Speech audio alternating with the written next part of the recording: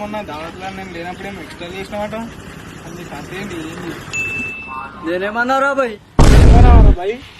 నేను ఉన్నప్పుడు ఒక మాట లేనప్పుడు ఒక మాట. ఏమన్నా నీ సంగతి ఏంది అసలు? ఎవడన్నాడు రా బాయ్? నీకు కూడా అన్నాడు. వాడిని తీసుకొని రా మాట్లాడదాం. అదే తాగి మాట్లాడినప్పుడు కాదురా, ఇప్పుడు మాట్లాడు. ఆవిడ కూడా చక్కగా మాట్లాడు. అర్థమైందా?